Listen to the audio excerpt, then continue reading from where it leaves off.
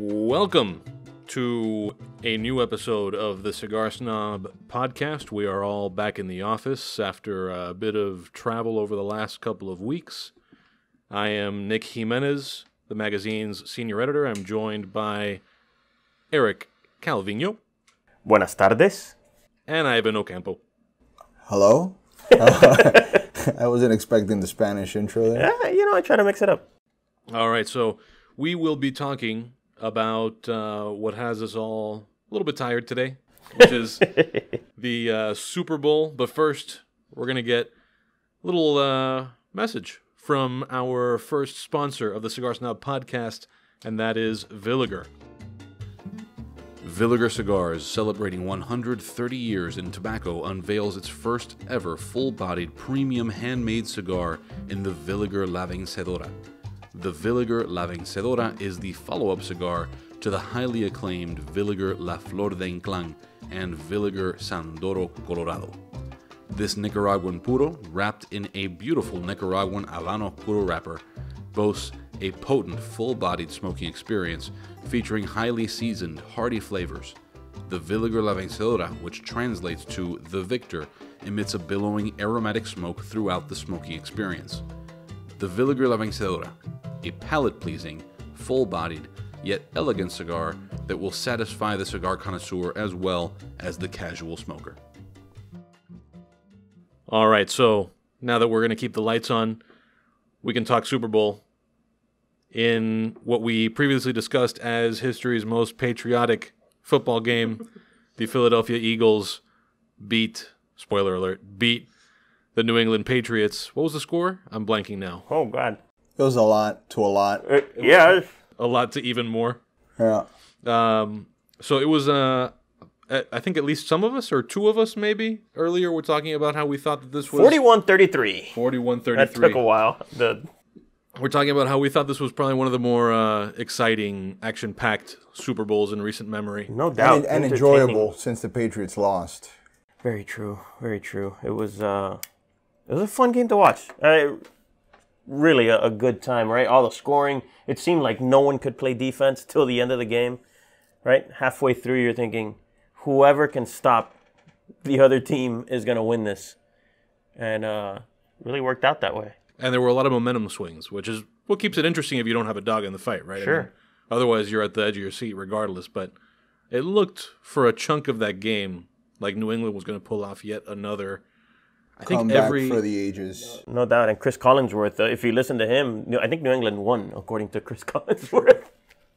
I think every... it hadn't even occurred to me until I was watching the game, and maybe he was the one who brought it up. Every Brady Super Bowl win has been in a comeback. Has it really? I think all five have been... I had tuned them out by then. I think all five have been on game-winning drives. Wow. Nah, listen, he's a freaking stud. He's a beast. You really do have to compliment the guy. He's been outstanding. It has hurt me as a Dolphins fan, but he's been awesome. Let's be honest. I'm a Brady hater. Too bad, so sad, Tom.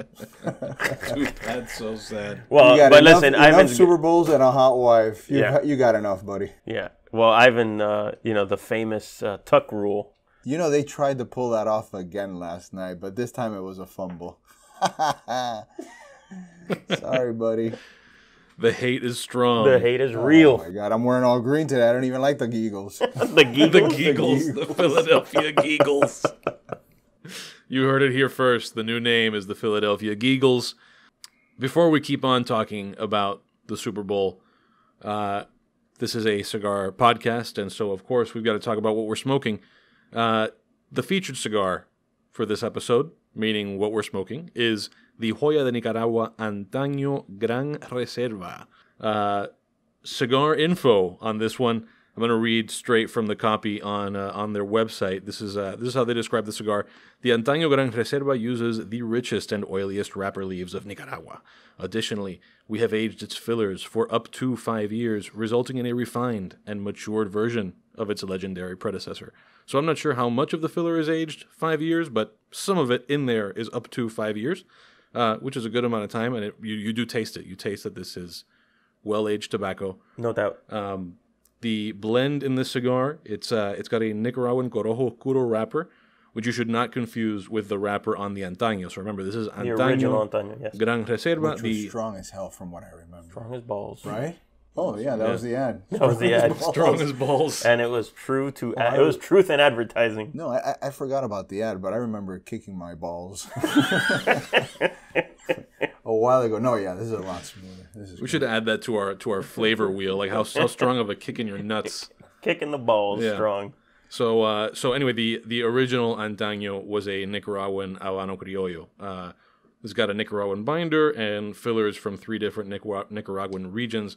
Comes in 3 sizes: Robusto Grande, which is 5.5 by 52 box pressed; Gran Consul, 4 3/4 by 60, and Belicoso, which is what we are smoking right now, which is the 5 by 54. So, Ivan, I know we got your thoughts on how hard of a kick in the balls this is. Eric, what are your thoughts on the cigar? So, well, you remember the old Antaño? You know, people think when a cigar has a dark wrapper, they're always like, it's ominous dark wrapper, it's gonna be strong, and that's usually that's not always the case, right?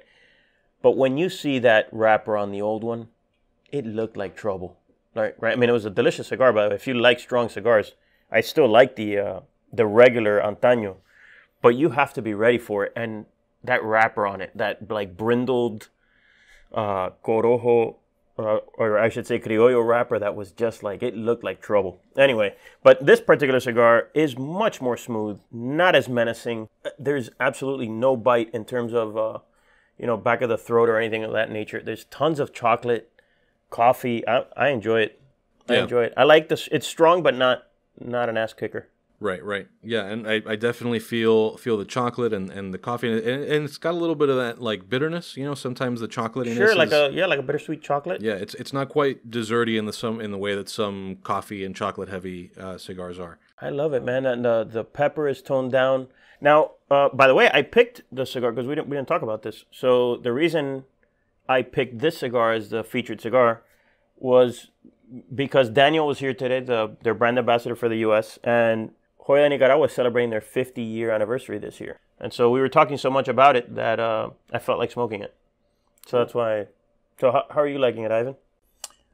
I like it. It's not too peppery, like you said. Again, from my memories of the ball pain that I had, I was expecting something a lot more peppery, but this is very smooth. So I'm enjoying it. If you remember, we smoked this during the photo shoot. In Mucul, in Nicaragua. In Mucul Resort. And that was a great time. So, yeah, no, I like it.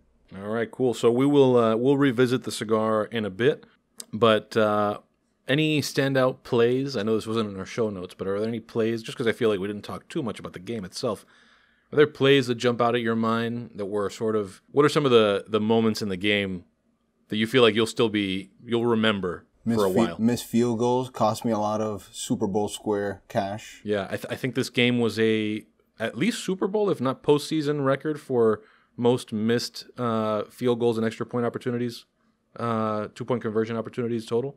It's like crazy. one of each on each side, so 4. Yep, and the Brady drop, the alligator arms Brady drop, and then the Nick Foles, yeah, and then Philly. All right, let's show you how to do it, and then here comes Foles on 4th and 1. That was ballsy. Yeah, I don't know whether this was just a slick Photoshop job, but I did see somebody sharing a screen grab from Twitter thanking Brady for promoting their brand from Butterfinger, which is a pretty solid move if that's what they actually did. Pretty good timely marketing there.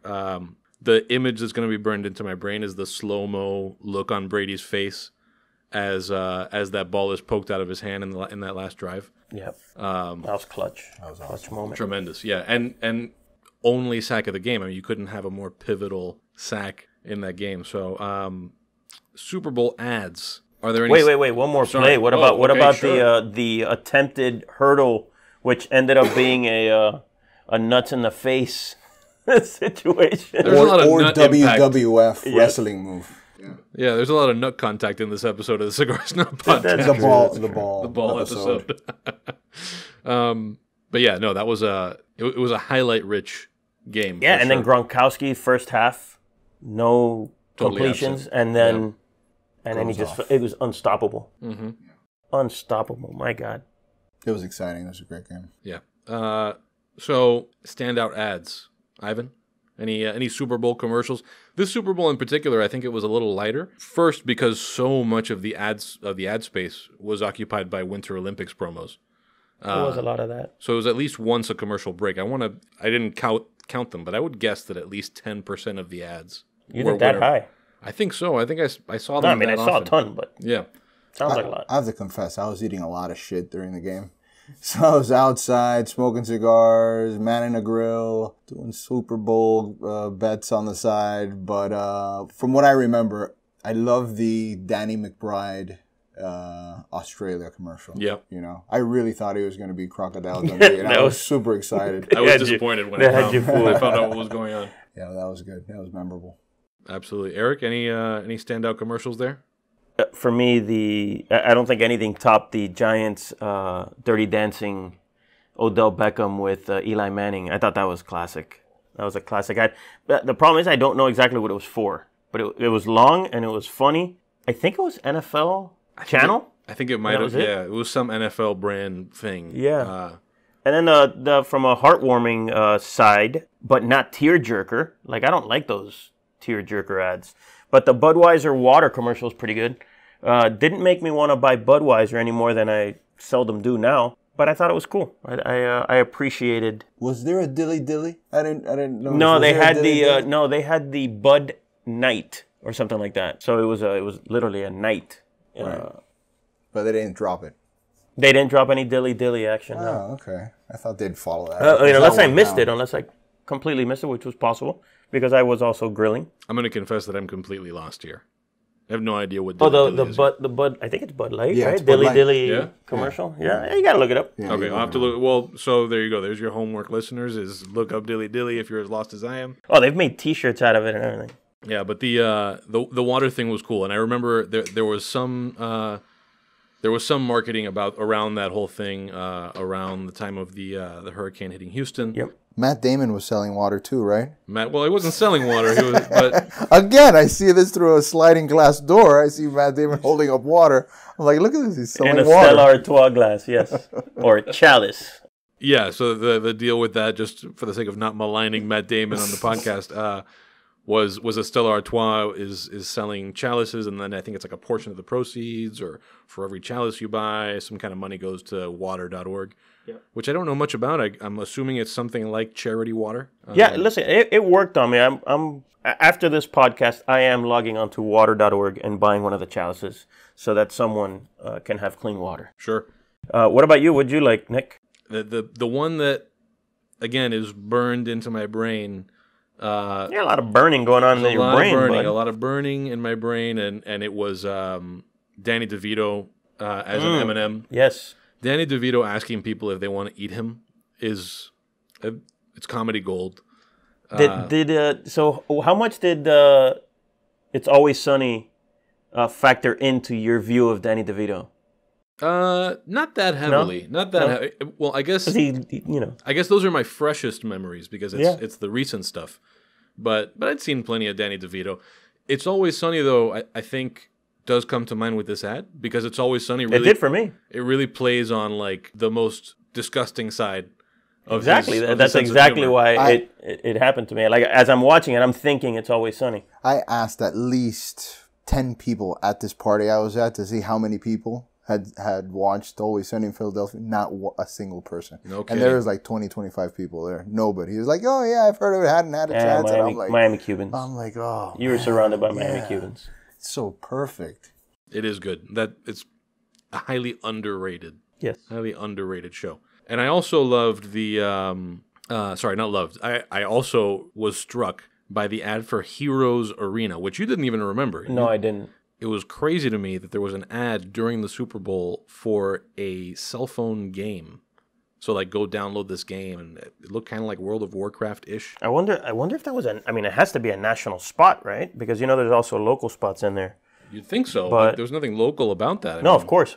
But just from a cost standpoint. Although the money that those software companies make now with those games, because it's like parents are buying phones for their kids, and the phones are automatically hooked up to some credit cards, so the kids, want to buy some sword or whatever crap on the game. Or even the ads that they run during the game. Or the ads that they run, yeah. So the more, sign of the times, cell phone game ads during the Super Bowl. And it's probably going to be one of the most profitable, biggest return on investment from all the Super Bowl ads. So before we move on to a discussion of Puro Sabor, which was the Nicaraguan Cigar Festival, we're going to give a shout out to another show sponsor, which is El Galán Cigars. You have heard references to El Galán if you listened to the last episode of the podcast, which was an interview with Carlito Fuente. El Galán is the brand owned by Felix Mesa, who is now going to be in charge of the upcoming Nicaraguan factory for Arturo Fuente. Felix's brand, El Galán, in their portfolio is the El Galán Reserva Especial, which comes in 4 sizes. They're all box pressed. Airosos, the 5x52, the 5 3/4 by 54 Apuestos, the 6x52 Torpedo, which is the Gallardos, and the 6x60 Obeso. Obesos, sorry. Yeah, they're all plurals. Multiple obese people. And these are all Nicaraguan puros wrapped with a Jalapa Oscura wrapper. Available all over the place. This is one of the cigars that we enjoy a good amount here. We really do. They were in our top 25 a couple years ago, checking in at number 18, the El Galán Reserva Especial. We love it, man. It's just a really well-made cigar, extremely consistent. The flavors are always on point in terms of chocolate, soft pepper, touch of earth. And I like this. It has like a roasted nut sort of aroma on the finish that I love. So that's a cigar that whenever we have it in the office, if you go through our humidor, you'll be hard pressed to find it because it's always smoked. Right. It's not one of those cigars that sits around in our humidor and we have a bunch of them because for any reason we will always fire up one of those. So. And a lot of guests at the office see those, and because he's been picking up a lot of steam and he's been making waves in the industry, so even a lot of industry people come around the office and hey, let me try that Galán thing. Yep. And that's been going on for a while. And then, even though he's going to be running the La Bella y la Bestia Fuente factory in Nicaragua, he's the brand is still going to continue. El Galán and this in particular, this cigar is going to continue. So look out for that. That's a great smoke, underrated smoke. Not a lot of people know about it.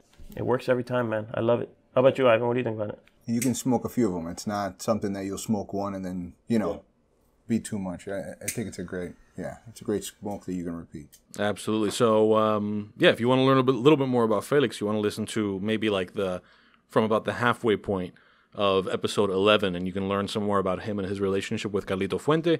You can follow El Galán Cigars on Twitter and Instagram. On both, his handle is El Galán Cigars. So that's ELGALAN Cigars, in case people don't know how to spell El Galán. Yep. And their website is the same, .com, so elgalancigars.com. All right, so next up, we're going to be talking Puro Sabor, which is the Nicaraguan cigar festival that happens every year. I have actually never been to Puro Sabor. Eric, you were there this year. Ivan, you were there the previous year. What are just your kind of general thoughts on that festival, on what the experience is like of going there, especially sort of putting yourselves in the shoes of a smoker rather than somebody who's in the industry?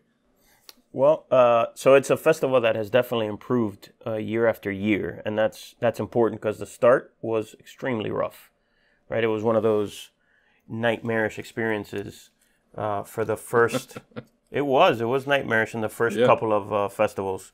I'm talking about, people getting lost during the transport from one bus to the other. I had people switching buses and their bags, and it was a disaster. But it is now cruising along, and the organization is much better.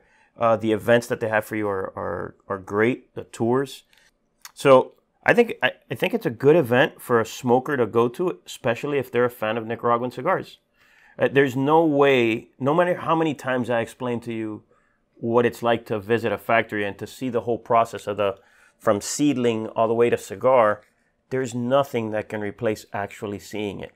And this is one easy way to do it, right? You can visit some of the best cigar factories in the world in this tour. So I highly recommend Puro Sabor, as well as Pro Cigar in the Dominican, which is the exact equivalent.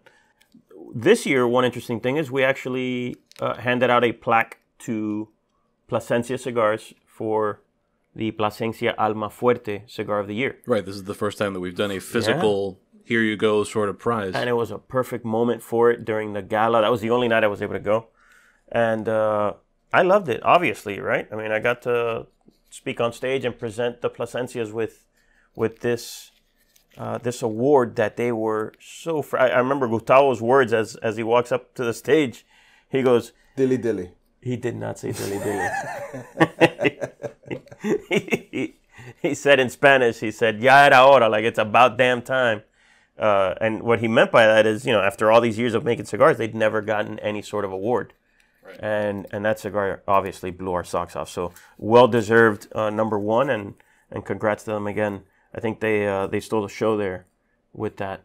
Yeah. So and to be clear, the ya era hora, it's not necessarily that they had been overlooked. It's that they have this long history in cigars, and this was really the first time that they had gone full bore, putting their name behind a super premium product. They'd been making great cigars for other people, but it was sort of almost like it's about time for themselves. Like, it's about time we made this move. Yep. Eric, so you were there, not this one, but the one before. My name's Ivan. Yes. Hi, nice to meet you. Hey, how's it going? So you were there not this year, but the one before, right? Yeah. How was that? Again, because I've never been, and you were there for the full festival. Sure. I mean, and you've never been to. If nobody's ever been, I mean, it's a 4 or 5 day schedule jam packed with cigar tours and field factory visits, and the evenings are filled with dinners and parties. Culminated with last day, which is the gala event where everybody dresses to the hilt, smokes great cigars, and then that's where the number one cigar presentation was that you were talking about. Correct. So, for somebody who's never been, it's an awesome experience to go to, especially if you're a little adventurous, if you're only used to, traveling to, just regular vacation, that are all set up very simple, where you get off the plane, hop in a car, go straight to your hotel, and then you eat at the Applebee's across the street. This is a bit of an adventure and eye-opener when you go there. It's, as you said, much better organized nowadays, but it's an excellent time. So you walk out of there with a lot of awesome cigars. Yeah, but to your point, it is Nicaragua. It is Esteli, which is not, if you're in Managua is a big city. Esteli is a tiny town. Yeah. But in that town, it's all tobacco. So it's pretty interesting to see an entire small town that just lives off of, or for the most part, tobacco.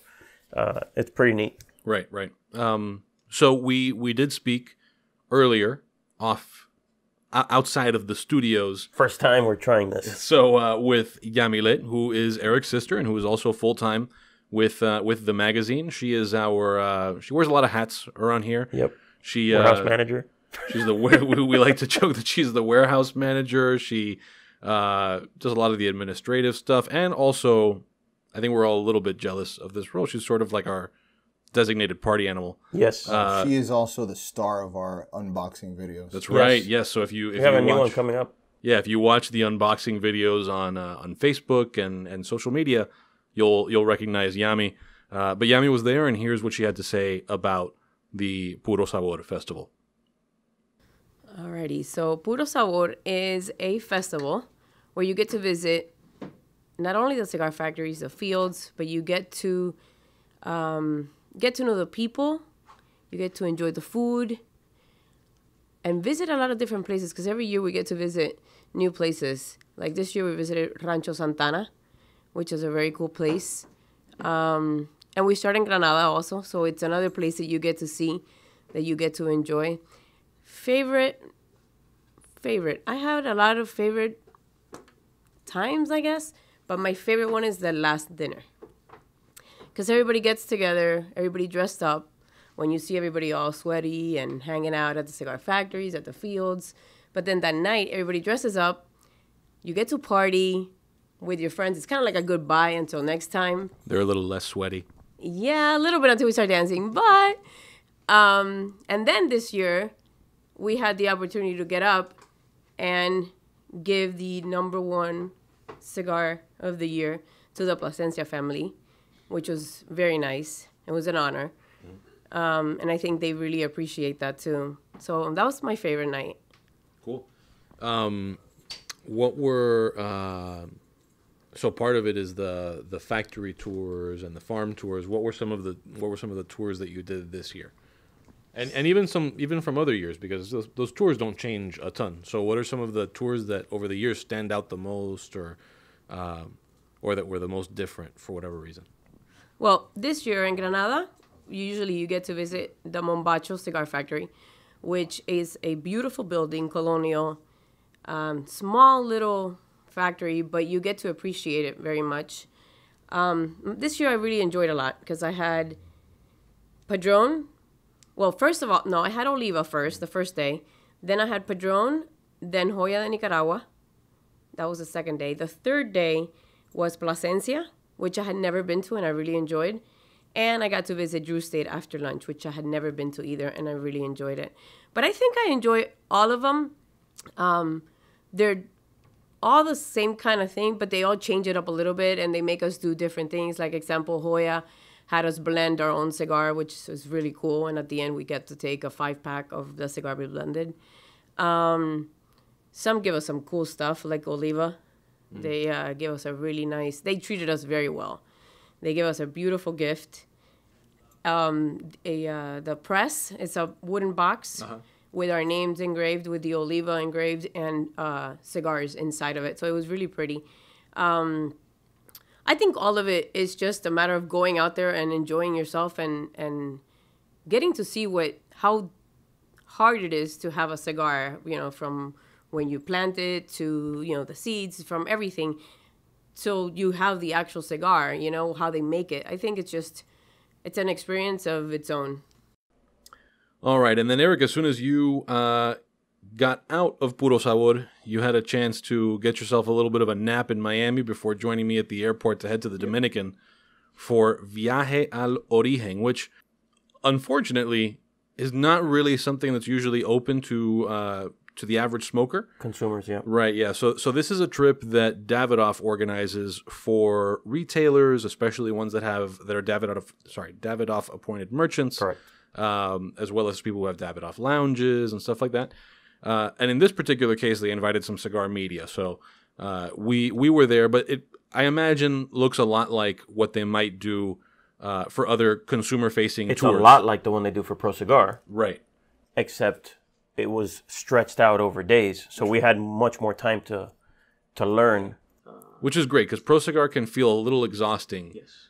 It's worth doing, but it is a bit of a marathon. Yeah, all the festivals are all sort of like that, right? Because they're trying to pack in as much as they can. And so, yeah, you do tend to get a little exhausted, whereas in this case, we had plenty of time in between to just hang out and enjoy a cigar if you want to, have a drink, whatever, and then go back into the program. So that was cool. So it was basically 3 full days of tours, and it was split more or less evenly, with day 1 focusing on the farming aspect, day 2 on fermentation. Curing and fermentation. Well, we went into curing, but I think we went into curing on day 2 because we had kind of run a little long on day 1. Yeah, and the rain had prevented us from getting there. Right. And then day 3 was the manufacturing process, with a lot of pairings and tasting seminars and stuff like that kind of peppered in. Along the way, yeah. Yeah, so it was a really cool process, and it was the first time that I had ever done that Henke Kellner style tasting seminar. Tasting, yeah. Which was very interesting. If you've never experienced that, I would make sure that you're, I guess, probably following Davidoff in social media is the best, and maybe signing up for their emails to see if they do that in your town, because they do. And they do. They'll get Henke out of Santiago every now and then and have him do it. But also Klaus Peter, right, his son, who we will have an episode of very soon. So he does the tastings nowadays and does the same sort of zone tasting with your palate and where on your tongue each tobacco is stimulating, which areas. It's very, very cool. Very scientific way of looking at cigars, which I truly enjoyed. One tidbit, though, you mentioned that it was 3 days of touring. It's actually, I think, like a full 7-day viaje, the Viaje al Origen. Correct. But we just skipped out after 3 days. But they went on to Casa de Campo and did all sorts of vacationing and golfing and fishing and which is catamaraning. Nice. It's very nice. And you get a similar experience with Pro Cigar. Is it before or afterward that they do the heading out to Casa de Campo? So it's before. It's right. Okay. It's like a day before Pro Cigar, there'll be a day in Casa de Campo where you can play golf at Teeth of the Dog or any one of those, the Die 4, one of those courses.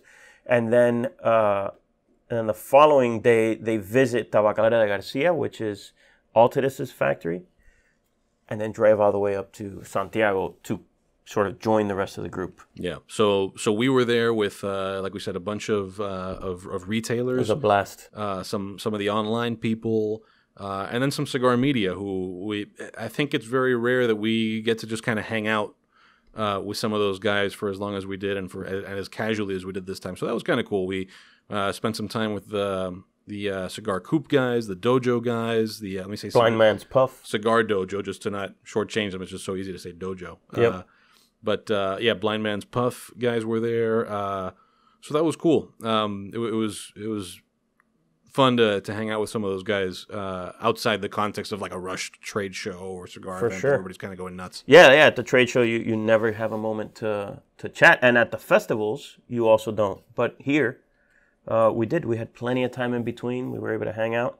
The Davidoff crew that was there too, though, I'd like to shout out to those guys because, Lana, Jeff Stone, Alberto, Rich, there was the whole crew that was there was awesome. Yeah, and made everything easy, by the way. And then there was Christian. This is a new team member for Davidoff. I thought it was kind of fun to see that play out because she had just started at Davidoff on their marketing team, I believe, the day before, and this was the first time she'd smoked cigars, period. Ever. And she took it like a champ. She did, and she walked right into like the zone tasting thing. Yeah. She was all about it. She was like super into it. She was a trooper. Yeah, I know the first time that I smoked, I did not take it that well. My first cigar stories involve a lot more puke than hers did. So wait. Well, yeah, at least then. Ivan, but wait a second. You were not on this trip, but you are a fan of Davidoff. You have a Davidoff a recommendation letter on your desk. Yeah. So tell me something about that. So how do you feel about Davidoff as a profile, right? Because they have a very unique flavor profile. And are you a fan of it? What do you? Yeah, like? what can be said? Whenever I'm looking for something that isn't, again, giving a little more shout out to the kick in the balls. When I want something that's a little more subtle yet refined, how could you go wrong with a Davidoff product? So I enjoy it. You didn't take me on the trip, so I'm still a little pissed off about that. I would have enjoyed a little golf at Casa de Campo. Listen, I didn't do it either. Neither did Nick. We took off. But I still have my Davidoff award here for being do. a recognized member of the media, I guess. In case there are any Davidoff people listening, they'll be glad to know that the only two things in frames on Ivan's desk are his daughter and this letter from Davidoff. So, very, very high praise here. Oh, that's right. Yeah. So, we'll leave that out of the podcast. So let's come back to this episode's cigar again. We are smoking Joya de Nicaragua Antaño Gran Reserva in Belicoso. We are, what would you say? I've ashed close to halfway through. Man, your ash was cruising along beautifully. Yeah, I just didn't want to wear it. Yeah. I'm exactly halfway. So it's been consistent for me. I'd say that if anything has changed, it's that maybe what lingers is for me some of the chocolate, and so that's become a little more prominent. Whereas the coffee is more or less where it's been the whole time, but that sweetness has sort of picked up a tad. Sure, and but for me, I think that the sweetness is now sort of morphed into like a sweet pepper. Mm-hmm. So I get some peppery flavor. Not any harsh pepper. It's a soft pepper flavor on the palate. So I'm enjoying it. It's, again, still consistent, still cruising along, but that slight change for me. And again, we are smoking Di Bellicoso. So, each vitola kind of follows its own path, right? Right. And so that's how this one is going for me. Yeah, and it's interesting that they that of the three, just the one is box pressed, and then the Gran Consul is a 4 3/4 by 60. Yeah. Then this one's got the tapered head. Yeah, the tapered head. So kind of some interesting choices here with the vitolas. And honestly, I don't remember vividly enough. I'm sure I've had them, but I don't remember the other sizes vividly enough. But you have to think you definitely smoked the box pressed. Right, but it's interesting because it's one of those cigars where it's three, as far apart as the different vitola can put them, three very different experiences of smoking. Yeah, I think the only missing thing there is if they would have thrown a Corona at us, which I would have loved. Yeah, I'm a fan of the thinner ring gauges. So before we get into our parting recommendations, veteran listeners of the podcast know that we end every episode with some recommendations for things that you might want to check out. We are going to hear from our sponsor, Villiger Cigars. Villiger Cigars, celebrating 130 years in tobacco, unveils its first ever full-bodied premium handmade cigar in the Villiger La Vencedora. The Villiger La Vencedora is the follow-up cigar to the highly acclaimed Villiger La Flor de Inclán and Villiger Sandoro Colorado. This Nicaraguan Puro, wrapped in a beautiful Nicaraguan Habano Oscuro wrapper, boasts a potent, full-bodied smoking experience featuring highly seasoned, hearty flavors. The Villiger La Vencedora, which translates to the Victor, emits a billowing aromatic smoke throughout the smoking experience. The Villiger La Vencedora, a palate-pleasing, full-bodied, yet elegant cigar that will satisfy the cigar connoisseur as well as the casual smoker. All right, and we're back with our parting recommendations for this episode. As with every other episode, we just like to recommend things that you should watch, listen to, smoke, do, eat, drink. Ivan, what do you got? Drink. So I had had an interesting beer at the Super Bowl party I was at. I had a chocolate peanut butter porter called Sweet Baby Jesus by Duclaw Brewing. I think they're out of Maryland. It's black as hell, but it tastes wonderful. You should check it out. Yeah, pretty good. That sounds like it's right up my alley. Yeah. Oh, Barbie likes those type of beers. Yeah, my wife would be all over that. How chocolatey peanut buttery was it? Not enough to turn you off to it, so it was good. Well, I mean, maybe a lot is what you're into. I don't know. I like chocolate and peanut butter. So. Yeah, it wasn't a Yoo-Hoo or anything like that. You're still drinking beer. What? Now anything with chocolate and liquid is a Yoo-Hoo? Nick's a Yoo-Hoo guy. This will be a game. We'll see how many times we can work Yoo-Hoo references into the podcast. Eric, what are you recommending people do? Man, so I am always recommending books. So I'm going to lay off the books for a bit, even though I'm reading another one. Peaky Blinders. I'm watching that on Netflix. I know that I'm late to that party, as I usually am, but I'm enjoying it. I'm on season 2. What's it about? It's like an illegal gaming gang, sort of. I'm in. Yeah, I love that. In like Birmingham, England. Really fun. I mean, the shit that goes on and the family dynamic and the cops. It's a good time. So it's good. For me to I like to watch or read or listen to something that will take my mind off of work when I get home. So I'm really enjoying that. Peaky Blinders on Netflix. Oh, by the way, that was recommended originally to me by Manny Riarte. So Manny is not a native English speaker. And when you listen to these guys with these thick English accents, I can't help but think, how does Manny understand these guys? So subtitles. Yeah, then he told me... I like watching them with subtitles. Then he told me that he watches them with subtitles, but there would be no other way because these guys have a very thick Irish accent.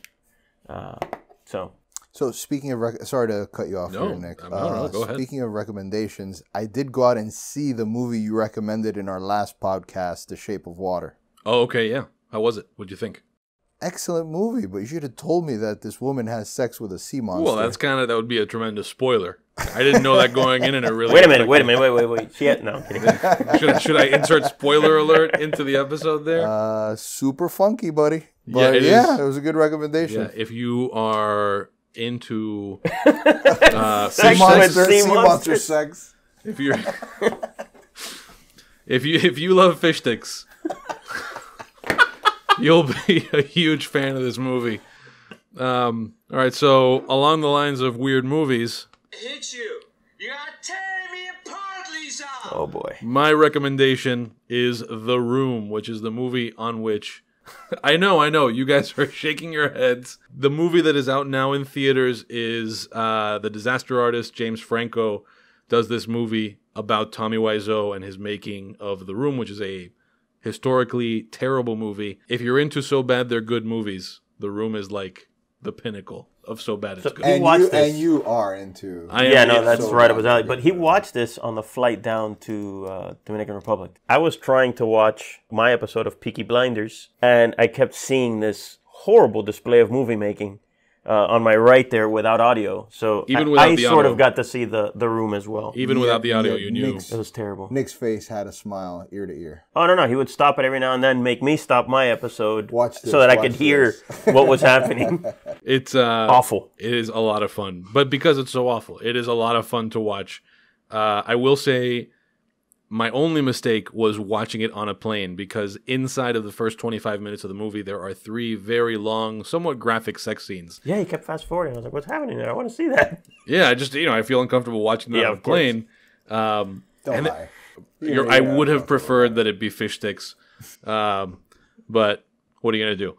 No, but very fun movie. And especially if you're like in a group and you want to, just kind of have something to make fun of. It's a good time. I would say drink enough of Ivan's, what was it, peanut butter porter thing? Class, yeah. Baby Jesus. Yeah, drink enough of that before the movie so that it doesn't even matter. All right, so with that, we are going to part ways with you. Thank you again for listening to the Cigar Snob podcast. You can find us on cigarsnobmag.com/podcast. Follow us on social media, Twitter and Instagram, Cigar Snob Mag, and also search for Cigar Snob Magazine on Facebook. Subscribe to the podcast on, we're in new places now, Google Play Music, Apple Podcasts, SoundCloud, and Stitcher. Stitcher is a new thing. So if you're a Stitcher person, subscribe to us on Stitcher. You no longer have to come to the website and listen to us on the embedded player there. Again, thank you very much, and we'll catch you next time. Later, y'all. Ciao, ciao.